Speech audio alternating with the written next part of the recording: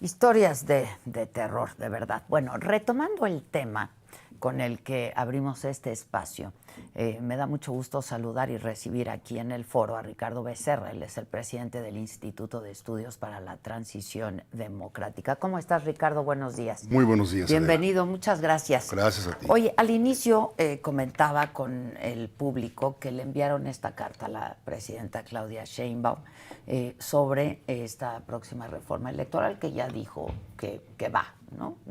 No sabemos bien a bien cómo va, pero dijo que va. Sí, bueno, el pronunciamiento, por supuesto, es hacia el gobierno, pero también hacia legisladores de todos los partidos, claro, incluyendo Morena, por supuesto, la opinión pública y pues la gente interesada, ¿no? Que todos tendríamos que estar bien interesados pues en el tema, ¿no? Porque se trata ni más ni menos de las reglas con las que se disputarán en los siguientes años los poderes públicos y los cargos públicos en todo el país, ni más ni menos. Por eso es tan vital y se nos hizo tan importante en el IET de llamar la atención en un momento en el que parece que tanto opinión pública, pero sobre todo la oposición, parecen sumidos en un pasmo, ¿no? Que es necesario sacarlos, del que es necesario sacarlos y despertarlos, ¿no? Sí, claro. y ese es el propósito fundamental de la carta. Pues cuéntanos un poco qué es lo que piden en esta carta. Mira, no pedimos mucho, simplemente proponemos 4 condiciones, las reflexionamos, las argumentamos, sobre las condiciones que debería cumplir la reforma electoral, cualquier reforma electoral. La primera, pues que tiene que ser una reforma lo más ampliamente consensuada, ¿no? ¿Por qué? Porque se trata de las reglas del juego. Con todos los representantes, ¿no? Otra vez, es las reglas con las que todos ellos van a acudir a la disputa por los cargos públicos. Si no hay acuerdo ahí, como nos lo demuestra nuestra propia historia, pues las elecciones se vuelven parte del problema, fuente de conflicto y no parte de la solución o el inicio de la solución. Que era algo que, pues de alguna manera ya teníamos superado, ¿no? Ya teníamos bastante aprendido. Bastante aprendido. Las últimas 4 reformas electorales, las últimas 4, desde 1996, desde 94 diría, han sido tomadas o han sido elaboradas por consenso de las principales fuerzas políticas en el país. No tendría por qué ser ahora de otro modo. La segunda condición es que se mejore la representación, no que se empeore, ¿no? Es decir, que el Congreso de la Unión ahora se plantee como 250 diputados que emergen de sus distritos y 250 que son distribuidos por representación proporcional, ¿no? La tercera cosa es que cuidemos mucho los nombramientos del INE y del Tribunal Electoral para las siguientes elecciones. Está visto el desgaste, está visto lo maltrecho y, digamos, el problema que representan autoridades que no irradian confianza a todos, ¿no? Sobre todo, por supuesto, a las mayorías, sí, claro, pero a todos los jugadores tienen que acudir a las elecciones confiando en el árbitro. Y la cuarta cosa es que el financiamiento público contribuya cada vez más, en lo que se pueda, a un piso parejo de competencia. Estamos muy disparejos en las últimas elecciones de 2021, especialmente 2024, y parece muy claro que hay que elaborar una propuesta en la cual el financiamiento público se vuelva a apuntalar como la principal fuente de financiación de las campañas electorales en México, dada la presencia criminal y dada la intervención gubernamental que hemos visto. Ahora, todas estas condiciones son por las que la izquierda luchó durante años, ¿no? Así es, especialmente la representación proporcional. Claro. Ahora ha sido un anatema defender los plurinominales, pero a nosotros no. Déjame explicarte a ti, y más bien a tu auditorio, por qué son importantes los plurinominales. Porque en estas sociedades complicadas, vamos a simplificar, en un distrito, el que ustedes quieran, en ese distrito, un candidato gana con el 54%. ¿Qué quiere decir? Si solamente hay mayoría relativa, quiere decir que el 46% que no votó por él se queda sin representación. Que no son pocos, el 46%. Así ¿no? es, ese es el escenario actual, Sí, no es claro. ninguna hipótesis. Ahora, por eso existen los plurinominales, para corregir esta infrarrepresentación. Y como vemos, pues las fórmulas que se han aplicado últimamente, pues no son las más adecuadas. Hoy, Morena y su coalición, teniendo el 54% de los votos, tienen, sin embargo, el 74% de la representación. Es una distorsión en contra de minorías y en contra del pluralismo. Ahora, ustedes hablan justo de esta sobrerepresentación inconstitucional, como una sobrerepresentación inconstitucional e ilegal en diputados y una mayoría calificada en el Senado alcanzada mediante la extorsión y la amenaza. Sí. Háblanos de los dos. Sí, pues por eso es un poco... Refréscanos la memoria. Sí, claro. El asunto es este, Adela.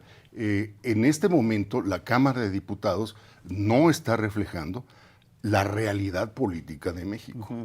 Hay una sobrerepresentación porque las autoridades electorales aplicaron muy mal los criterios que están en la Constitución para integrar especialmente la Cámara de Diputados. ¿Qué es lo que dice la Constitución? Para ser muy simples, que ninguna fuerza política puede tener más de 8%, ningún partido, coalición, puede tener más de 8% que su votación. Bueno, pues estas tienen 20%. Sí, porque se fueron por el 8% de cada partido así que es, forman la coalición. Así es, ¿no? pero eso pues no es tramposo. Nunca puede ser, digamos, planteado así, sobre todo vistas las consecuencias, ¿no? Por eso nosotros decíamos que la lectura de las autoridades era profundamente miope. Ahora, ¿qué tendría que tener una reforma electoral? Otra reforma electoral. Bueno, para nosotros están planteadas en esas 4 condiciones. Lo primero, el requisito sine qua non que sea por consenso. Es decir, que haya un amplio acuerdo, el más amplio posible, entre todas las fuerzas políticas. Segundo, que mejoremos la representación en los órganos del Congreso de la Unión y en los órganos de los congresos locales, ¿no? Tercero, que las autoridades electorales estén fuera de toda duda, o que sean o conciten la mayor confianza entre las fuerzas y entre el público. Y cuarto, pues seguir insistiendo en que el financiamiento público debe ser la principal fuente para el desarrollo y el despliegue de las campañas en México. Insisto, ya vimos la intervención estatal desmesurada y abusiva, pero también la presencia criminal en las elecciones. Por eso hay que apuntalar al financiamiento público. Ahora, ya se ha hablado, ¿no?, de la intención de que, por ejemplo, quienes conformen el Instituto Nacional Electoral sean elegidos mediante votación popular. ¿Cuáles son los riesgos de esto, Ricardo? Bueno, pues creo que la elección de jueces nos deja con mucha claridad la evidencia de a dónde vamos si nos ponemos a votar todos los cargos de distintos órganos y poderes públicos, ¿no? Lo que ocurrió con el Poder Judicial, pues es con sus acordeones y con la movilización de una maquinaria apenas disimulada de un partido político, de Morena, pues hizo que tuviéramos o que tengamos ahora jueces totalmente marcados por su proveniencia política y por sus compromisos políticos con una sola fuerza. Esto va a generar a un poder judicial pues faccioso, parcial, inconfiable. Esto es lo que nos va a pasar en el INE si lanzamos a votación a los consejeros y consejeras electorales. La presidenta ya acusó recibo, ¿no? Sí. Lo hizo ayer en la mañanera y, bueno, pues descalificando a los firmantes, entre ellos tú.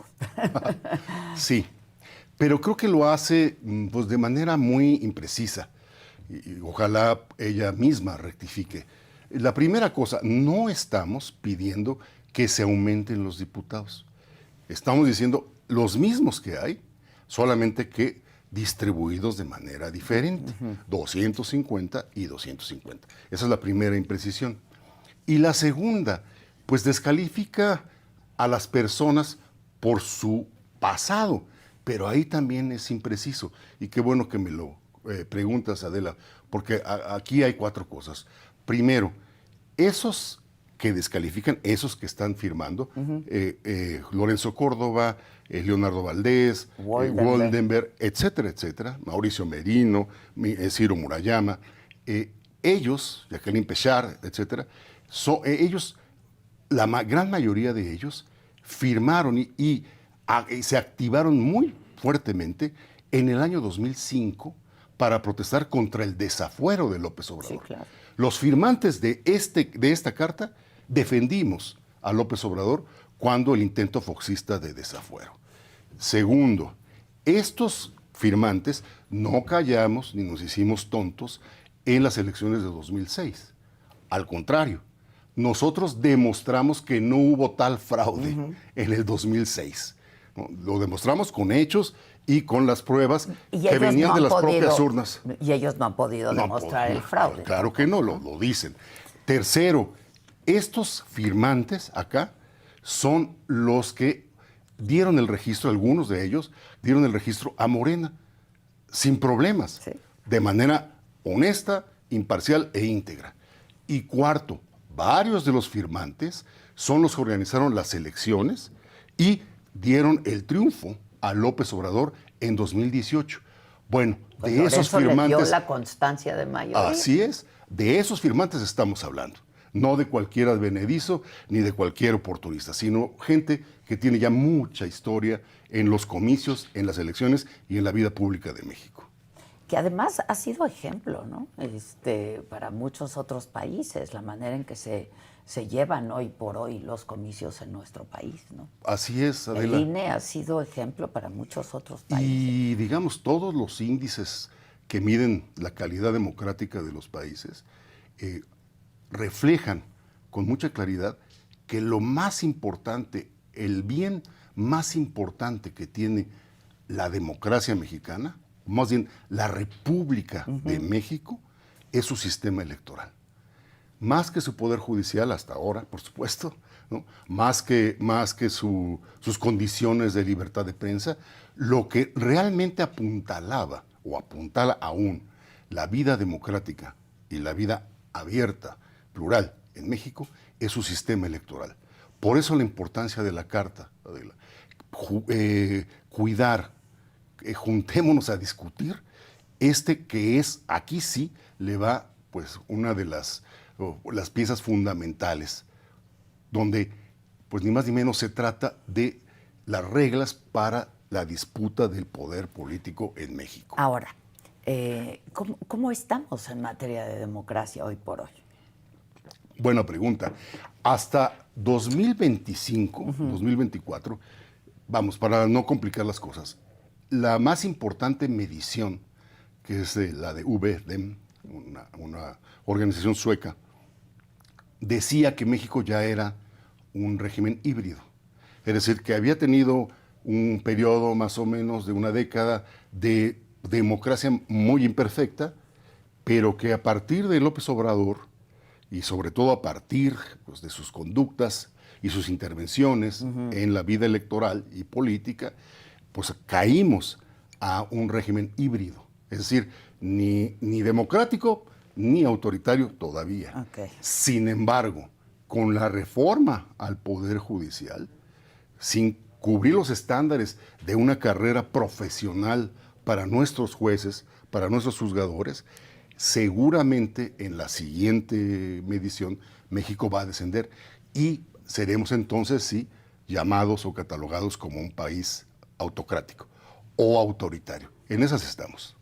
Pues la desaparición de organismos, ¿no? Claro. Independientes, la reforma judicial, la sobrerepresentación, ¿no? Todos estos asuntos. Yo te preguntaría, Ricardo, que me parece que el público nos lo va a agradecer, sobre los plurinominales, porque es un tema que se habla cada vez que se habla de una reforma electoral, ¿no? Sí. Que por qué los plurinominales no, porque sí, en fin, ¿por qué sí los plurinominales? Porque de pronto tienen mala fama los diputados, ¿no? Y los pluris, por esto de las listas que hacen las cúpulas partidistas, pues se habla de amiguismos, de corrupción, etcétera. Pero ¿por qué son importantes los plurinominales? Para reflejar lo mejor posible las preferencias de los mexicanos y de las mexicanas. Va de nuevo. Tú tienes un distrito en el cual el 54% de los votos los tiene el triunfador, la mayoría. Pero esto quiere decir, Adela, que el 46% se queda sin representación si no tienes la corrección plurinominal. Y no hay que olvidarlo, la corrección plurinominal se introdujo en 1977 como una demanda muy central de la izquierda democrática, de la izquierda mexicana, fíjate, del Partido Comunista Mexicano. Porque eran un partido minoritario, Claro, entonces se quedarían sin así representación. Es. No ganaban un solo distrito. Exacto. Pero si tú sumabas el conjunto de votos que tenía esa izquierda, se llevaba el 6, 7, 8% y no alcanzaba a ser reflejada en la Cámara. Para eso se inventaron, digamos, los plurinominales, que por cierto no es una creación mexicana, sino que existen en todas las democracias parlamentarias de Europa. Sí. Es más, allá son lo mero fundamental, son el peso más importante para las cámaras.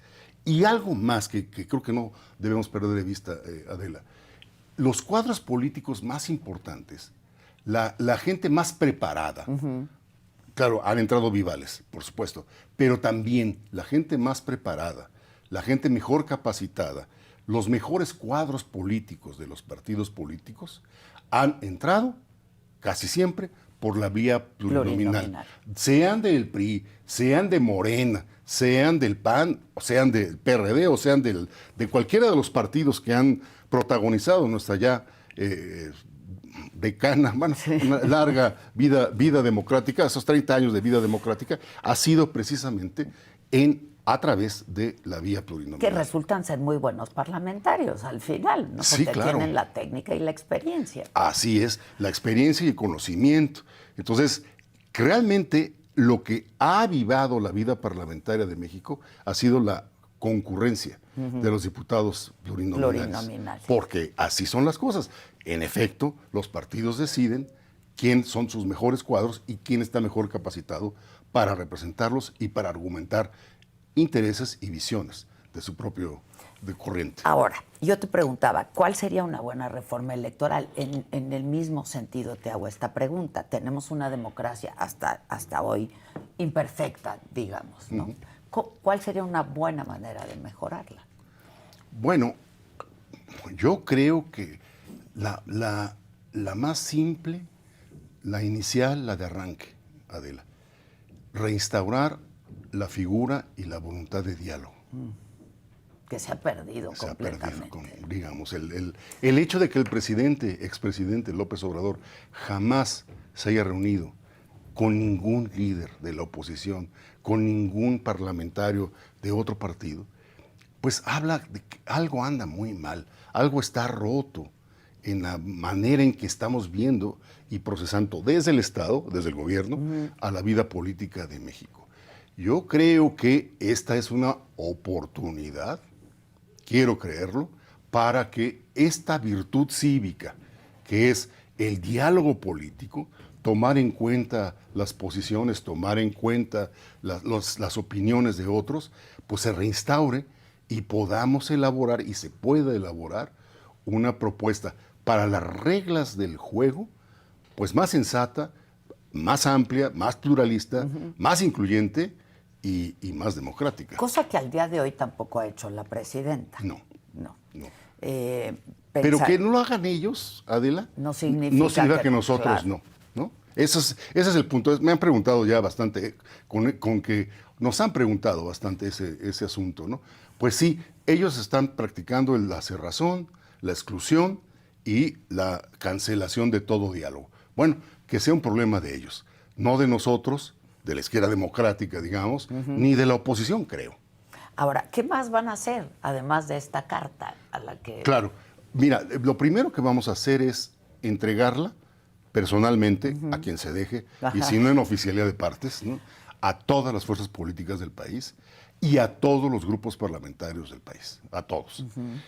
Vamos a hacer una introducción pequeña para entregarla.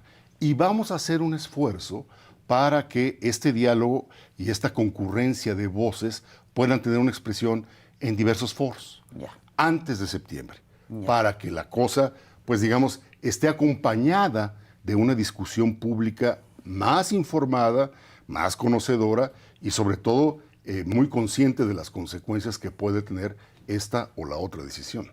¿Qué hace exactamente el Instituto de Estudios Democráticos? Buena pregunta. Ricardo. Mira, es una asociación civil que se mantiene de sus propios recursos, que tiene ya 39 años en la vida pública de México. Se fundó en 1988, 38 años, ¿no?, más o menos. Y su papel ha sido siempre discutir los grandes problemas del país, diagnosticar distintas situaciones y sobre todo proponer aquí y allá puntualmente las correcciones que, como ahora tú me preguntas, creemos que son las adecuadas para mejorar, fortalecer y desplegar una mínima vida democrática en México. Te digo, no es nada improvisado, 38, claro, 37 años, ahí voy bajando los años, pero sí. Que lo han hecho en todas las administraciones desde entonces. Desde entonces, claro. Desde 1988, Adela. Es decir, desde aquella crisis constitucional, casi, de 1988, crisis electoral más propiamente, en la que, pues, de la caída del sistema debido al señor Bartlett y etcétera, pues se hicieron unas elecciones tremendamente cuestionadas y que metió en una cuerda de inestabilidad al país. Bueno, eso es lo que no puede volvernos a pasar. Y no puede volvernos a pasar, entre otras cosas, si la reforma y los cambios se discuten ampliamente y por consenso se decide. Pues ojalá, ¿no? Yo te preguntaba cómo andamos en materia de democracia. ¿Ha habido un retroceso en materia de democracia? Sí, claro, sí, claro. Muy podríamos sensible. Enumerar pues, muy sensible. Un montón de... ¿Por qué? Porque libertad de prensa, ¿no? Es decir, la persecución a periodistas es mayor, el asesinato a periodistas es mayor, el acoso a centros de estudio independientes y autónomos es mayor, la cancelación de organismos autónomos la tenemos a la vista. Los fideicomisos para distintas cosas importantes, por ejemplo, la atención a damnificados, ¿no? Pero bueno, en fin, si tú vas sumando las piezas, una por una, pues dirías, bueno, pero si vas sumando las piezas y ves el bosque en conjunto, verás que lo que representaba el ecosistema democrático de México se está desmantelando, se está desbaratando otra vez pieza por pieza. Ese es el proceso en el que se ha metido la sociedad y la política mexicana en los últimos 7 años. Y ese es el peligro también de la reforma electoral. Claro, quizás sea el último clavo en el ataúd. Ajá, sí. Quizás, ojalá nos equivoquemos y la coalición gobernante y la presidenta puedan entender que quien mejor o quien más sale beneficiado de un consenso en torno a las reglas de juego, claro, son los que pretendidamente triunfan, ¿no? O los que piensan que van a triunfar. Pues les da la legitimidad. Por supuesto. Y las elecciones ya no son como en 1988, en fin, fuente de discordia, de litigio y de ilegitimidad. Sí, sin duda. Ricardo, pues yo te agradezco muchísimo. El asunto del financiamiento público también me parece que es muy importante, claro, ¿no? Cada vez vemos casos y casos de esto. Y entonces van a estar haciendo foros. Sí, seguramente vamos a concluir en alguno importante, ya te estaremos avisando. Por favor. Y este es un foro abierto. Gracias. Siempre, ¿no? Y el asunto, Adela, es, insisto, en que la opinión pública, sí, claro, la academia, en fin, llegue lo más informada y lo mejor informada posible a decidir y a vigilar y dar seguimiento a este proceso de cambio político que pues ha anunciado, bueno, desde el 5 de febrero de 2024, el presidente López Obrador. López Obrador. ¿Me equivoco solamente para terminar o no vi entre los firmantes de esta carta al ex consejero presidente Ugalde, Luis Carlos Ugalde? Sí, no lo encontramos, Ya. pero yo creo que él estaría En la misma. más o menos, sobre todo en desarrollar la discusión ulterior, ¿no? A partir de más información y de mejor conocimiento. Pues estamos a la orden. Muchas gracias. Gracias, Adela. Muchas gracias. Y hay que estar informados al respecto. Gracias. Gracias. Hoy a las 8 de la noche, palabras más, palabras menos. Una conversación de altura. Alberto Peláez se hace a partir de un padre periodista. El periodismo es una profesión enormemente sacrificada. O sea, tú puedes trabajar un 31 de diciembre, un 5 de enero, el día de tu cumpleaños o la fiesta de guardar. Encuentro en ello algo complejo, difícil de entender que exista en una persona pasión por la guerra. Pero es que es verdad, yo en las guerras he sido sumamente feliz, la verdad. Eso produce incluso hasta cierta excitación, ¿no? Dentro de todo ese armatoste que haces tú como corresponsal, ¿dónde entra o qué papel juega la literatura? Ha sido una fiel compañera mía, ¿eh? Y en dado caso que leyeras, ¿qué escogerías para leer?